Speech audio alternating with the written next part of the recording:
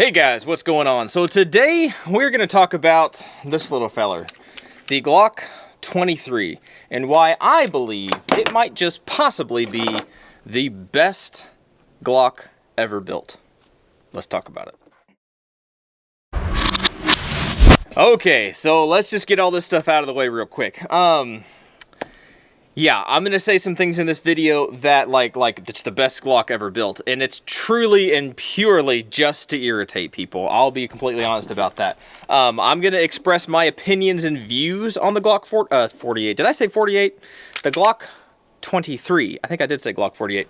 I do like the Glock 48 sitting right over there. But the Glock 23, I'm going to express my opinions about this and about Glock and everything else and all these...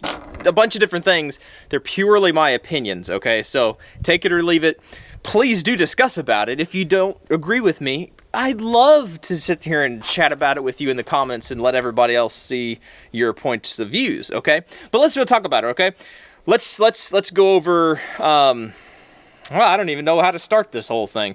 Let's start out when I got this gun. I got this, I believe it was this gun, whenever I graduated from the police academy, I believe. My wife let me go out and get it. I think that's when I got it, was this gun. And at the time, I was a big Glock, a Glock 40 guy, right? I loved Glock 40s.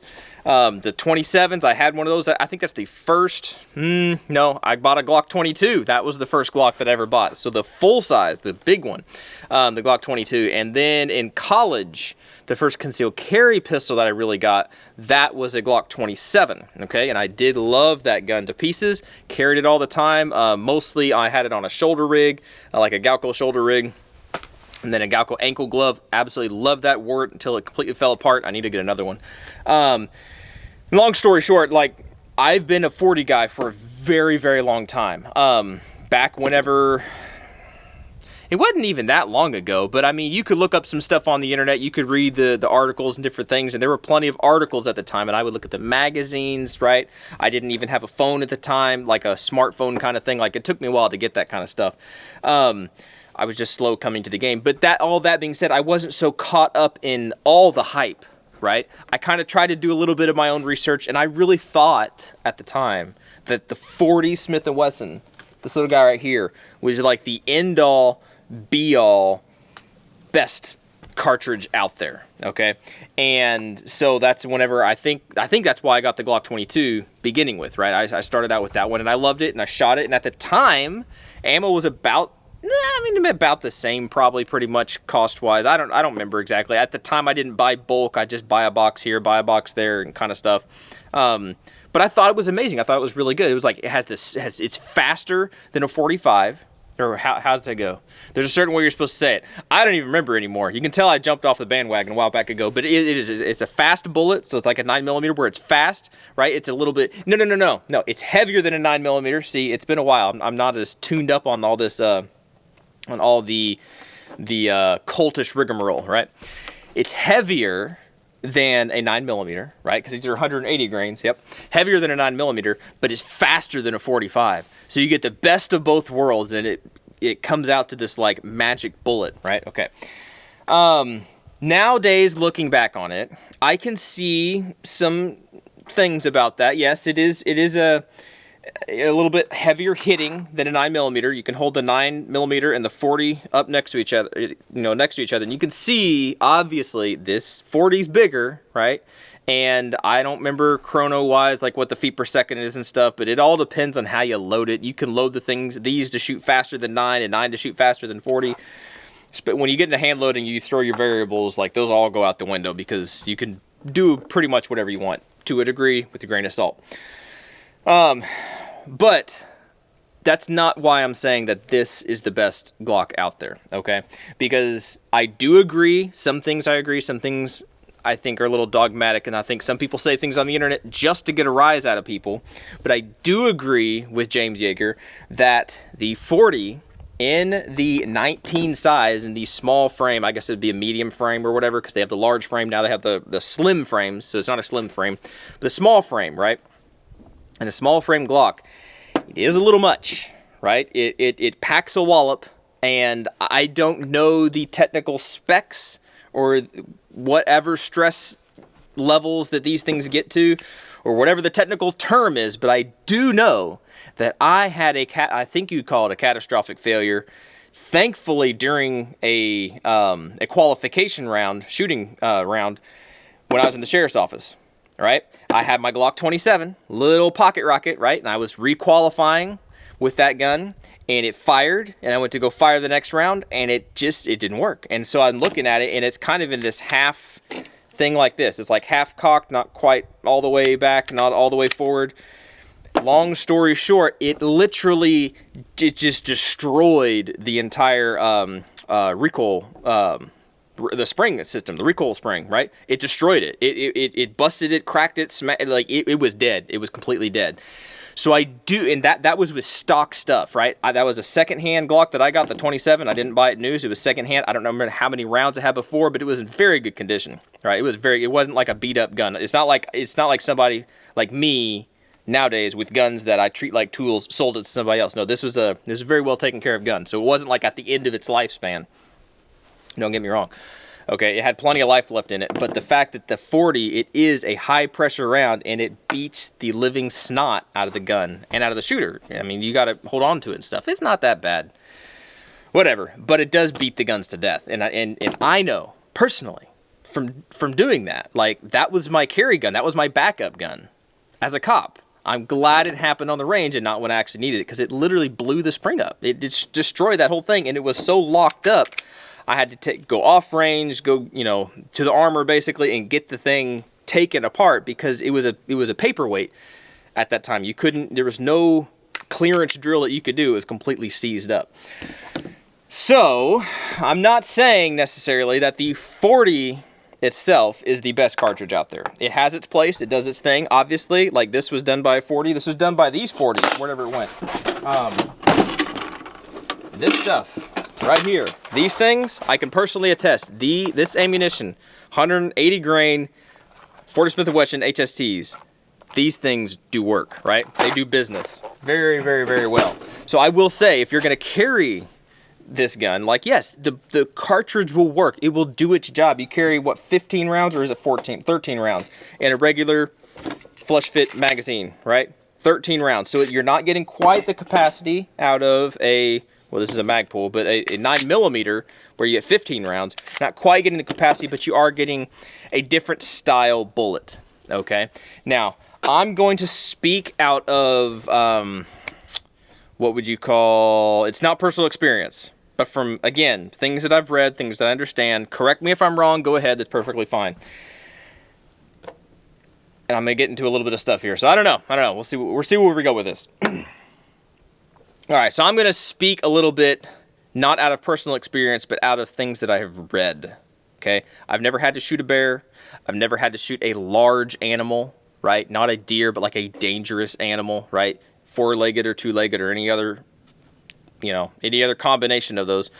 But I have read and I understand, and you can correct me if I'm wrong, that if you get, like, I think it's buffalo boars or some kind of full metal jacket or hard cast lead bullet, those are good or better for taking down those large game, because you need that penetration. A big ol' stinking brown bear or a big ol' stinking moose, you can't be shooting those things, from what I understand, with those federal HSTs, because that federal HST or any other hollow point is going to hit that big animal. It's going to do what it's going to do what it's supposed to do, expand, and that's going to be all caught up in the muscle mass. Those things are huge. Like, believe me or not, those animals are big, and you need something to drill through all that fat and through all that muscle and into the vitals and stop the thing, right? Or break a bone or do something to make it decide it doesn't want to hurt you at that time. It wants to go away. So having something that is heavier, so it carries its mass a little bit better than a 9mm, such as these things, 180 grain or 200 grain. I don't know if they have 220s or not, but like the 200 grain, the heavier rounds that are hard cast, right? They're going to hold themselves together. They're not going to expand and have more oomph. They have more speed, so you can shoot it faster than a 9mm. If you get like the plus P's or the plus P plus, if you dare to do that in a Glock, they have the potential, that I have read and understand, to be a good defensive weapon against those animals, right? Against those things that you need that extra penetration, and you need that mass, right? a larger bullet to carry that weight through, okay? That's regurgitation of information that's an interesting term, regurgitation of information that I have read, that I've come across, so you can correct me if I'm wrong, but I've read and listened and watched enough articles and videos and heard people talk about it, that's my understanding of it. So that's why I would say, that's one reason I would say the 40 is still viable. I mean, it's still out there. You can still get it, right? Even now, you can go out, you can find it. Like right now, it's hard to find most anything, but it's still out there. It's nicer to be able to have options and have options in the same gun, which brings us to the fact that not only that's what talking about 40, right? So we're talking about 40, but that's why I'm saying the Glock 23. I didn't say the 40 was the best gun. I said the Glock 23, in my opinion, is one of the best guns. Why? Well, let's put the caveat out there that you buy it new, which I did buy this gun new. Okay, so if you buy it new, then you're not in the same boat that I was, not knowing how many rounds or whatever that 27 that blew up, how many rounds it had. So you know how many rounds this, you know, how many high pressure rounds, if this has had plus P plus 40, whatever voodoo bullet shot through it. You know it's been shot through this gun. So the benefit, the major benefit that I see to this gun, to the 23, is that I can get it apart. Well, I gotta drop the thingy. The major benefit of having the 23 is that it is compatible, and now this guy's all locked up on here, it is compatible with 9mm conversion barrels, okay? This is basically, you take a 19, this gun, you take a 19, this is a 19, right? Technically no, technically this is a 23 because that's how it came, that's what it serialized as, all that stuff. But it's the exact same thing. From what I'm understanding, I believe it's the ejector, right? That is just slightly different. Just slightly different, right? They have a different number on it. Could be wrong on that too, but that's my understanding because you have the case, the backs of the cartridges, right? 40 is obviously bigger. The 9mm is obviously smaller. They're going to be placed in a different location, but you can use one for the other, and I have. Case in point, I don't really shoot 40 out of this gun very much because all you got to do is take out the barrel, and I got a different spring just to make sure for sure that everything was running properly because it is marked different, so I don't know what the spring weight is for a 40 versus a 9, but I do know that you can take yourself a nice 40 barrel. This is a 40 Smith & Wesson barrel. I don't know if it says on here. Yeah, it does. Barstool. 40 Smith & Wesson barrel. Take it, and it will fit right in here, and it will cycle, and it will shoot, and it will do exactly what it needs to do. And then you can take yourself a 9mm conversion barrel, right? So it's a little bit thicker, a little bit heavier, a little bit thicker than your standard 9 barrel. And it fits in there and it cycles and it functions just fine. I have used this gun for personal protection. I have not ever had to use it on anything. I trust it. I use it because I've shot literally thousands of rounds through this gun. And all I'm going to say about the reliability is Glock reliability is boringly reliable. It does what it needs to do unless you feed it some kind of funky ammunition. Right? And I have used this particular gun and this setup with the 9mm conversion barrel in it and all that at tactical games twice, right? And it's worked perfectly fine for me there. I don't think I had any issues there. I don't think. I really don't think so. I really don't. But it works. And the fact that you can switch out your calibers, you're basically getting, the whole point I'm trying to get at is you're basically getting more than two guns because you can also do 357 SIG, which I had one of those barrels for my 27, and it'd be nice to have one for this gun just for the fact that if you ever ran across 357 SIG and you didn't have anything else, you could still use it. That would be nice, but I don't know a whole lot about the 357 SIG. I don't subscribe to that whole thing. I stick with 40 or 9, and I really stick with 9. I don't really even shoot 40. I've had this ammunition in this box for like years, and I don't really use it. All right, so let's shoot it real quick. Enough of me yibber-yabbering about whatever I'm talking about, because I ended up going on rabbit trails and I forget what I'm talking about. But let's shoot this. We'll shoot, this is a Barstool 40 Smith & Wesson barrel, right? This is somebody else's barrel. They've been loaning it to me for a very long time. Thank you, Ben.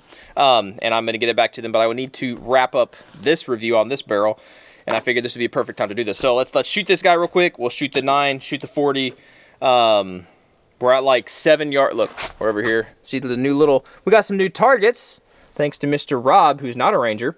We'll do the little whatever it's called, the horse looking thing with the two, good grief, I can't even speak. I'll shoot at him, you'll see him move. How about that? All right, we're going to shoot the large target, not the little swinger guys, whatever, but the large target. There's like 2 hits. There's 1 hit on the neck, 1 hit by the belly button. I'm just gonna kind of aim at the hit, right at the belly button line, and we'll try to get a 10-shot group. It's just kind of shooting kind of erratic, and I don't know if that's the ammo. Kind of being weird, so I am gonna go from a somewhat supported position to try to make sure it's not me doing something stupid. All right, here we go.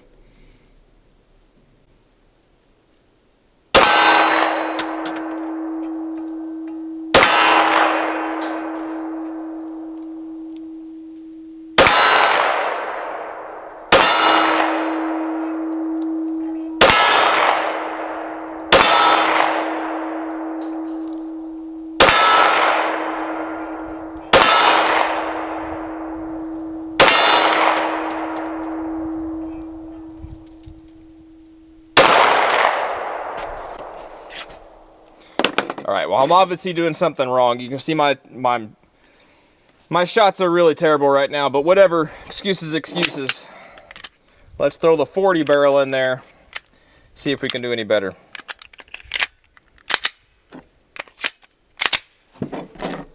All right, so we're gonna shoot right around mid-chest, kind of right where the sternum should be.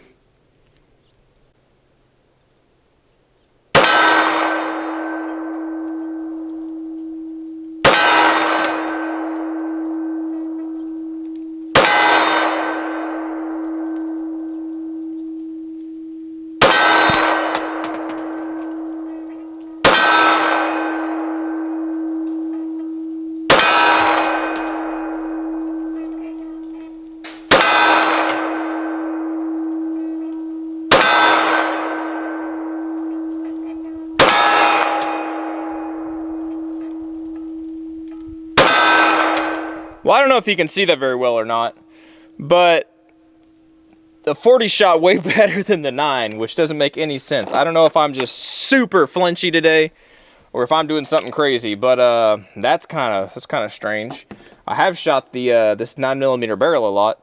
I'm gonna shoot a different kind of ammunition. It might be the ammunition, probably not. Everybody blames other things. I'm gonna shoot the 9 real quick one more time and see if it's just the ammunition. But I gotta tell you, like, that's a fist-sized group with this, and this is also like a match grade barrel, so there's something to be said about that for the 40. I'm gonna shoot that 9 one more time. All right, I've also got this Lone Wolf barrel. This is a 9mm conversion barrel, so I'm gonna run that in here. Maybe it's the other barrel. This is also Lone Wolf, but it's black, non-marked, but it's also a Lone Wolf barrel, I believe. Unless I'm wrong about that. I've been wrong about some crazy things before, you know. You can ask my friends. I'm not always right. Okay, but this is a 9mm barrel. These are 147 grain subsonic rounds. I'm going to try to shoot them. I'm going to aim for the head. Which doesn't give me much margin of error. If I start missing, I won't know where I'm missing at. 10 rounds, just like last time.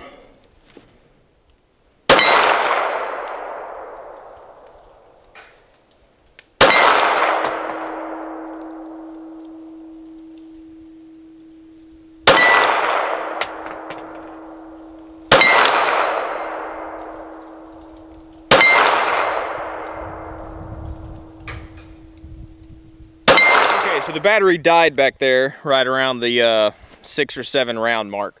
But this is our first group with that black barrel. I believe it's a Lone Wolf barrel. But we got like, I'm not gonna really be able to count them, but it's like 1, 2, 3, 4, 5, 6, 7, 8, 9. And I might have pulled one. So most of these are down here, some of them are up here. That's not a good group, really, whatever. This is the 40, this is all, I mean, except for this one guy down here, they're all like within a fist size, pretty much. And then this was with the other Lone Wolf barrel. I know I had one zip right over, knocked off some of this Mohawk thingy here, but it's a little bit worse than this, which doesn't make any sense because it's 9mm, and that was from before. It's 9mm, and it should be super soft to shoot. So let's go back here. Let's wrap up this whole thing one more time.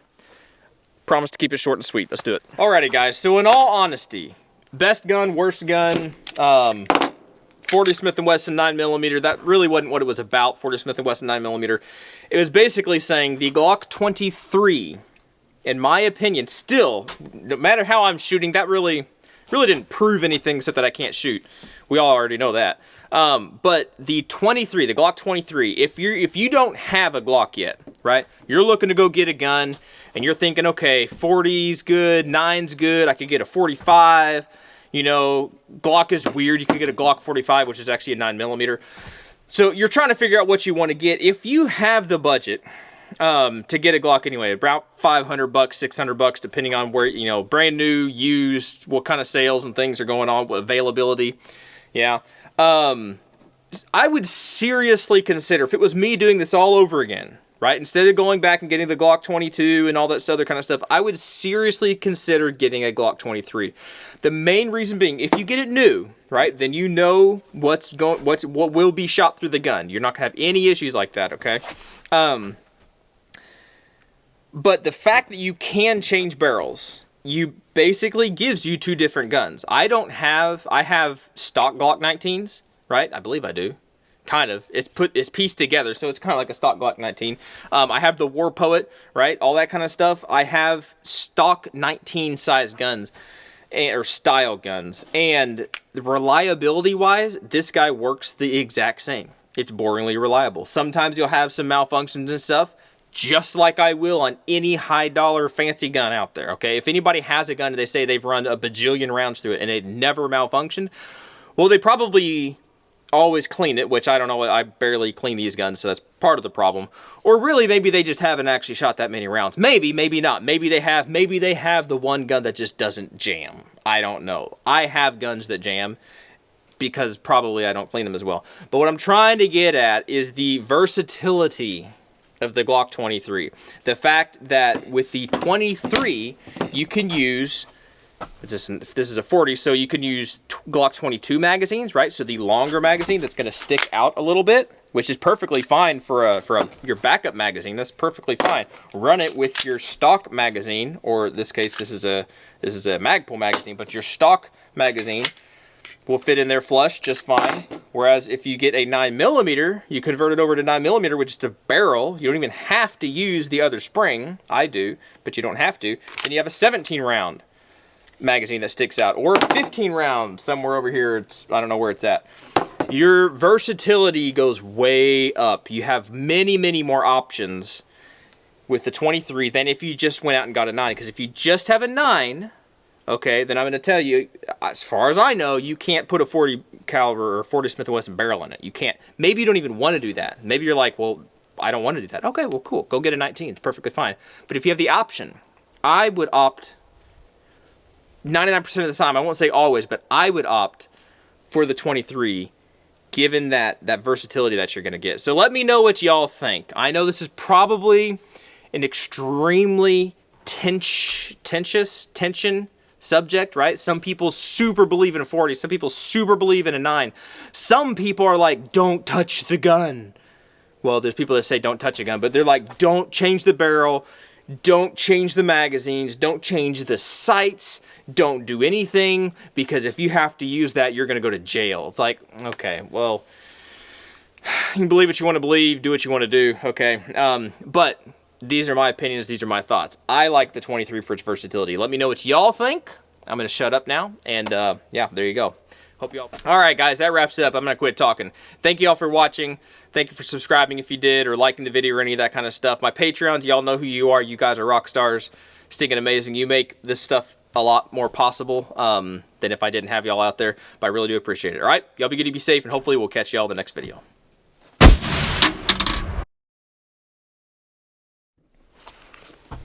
So in short, if you made it through my whole video, basically what I'm trying to say is I like the Glock 23 40 Smith & Wesson because I can run it in 9, I can run it in 40, I can run it in 357 SIG. Even though I haven't ever run it in 357 SIG, I can run it in those calibers, and I believe, I have to put a micrometer on it, but it only makes sense. The 9mm conversion barrel is basically going to be a 9mm bull barrel, right? Because it's larger, that's why it's a conversion barrel. That's why you can't take a standard 9mm barrel and stick it in these things.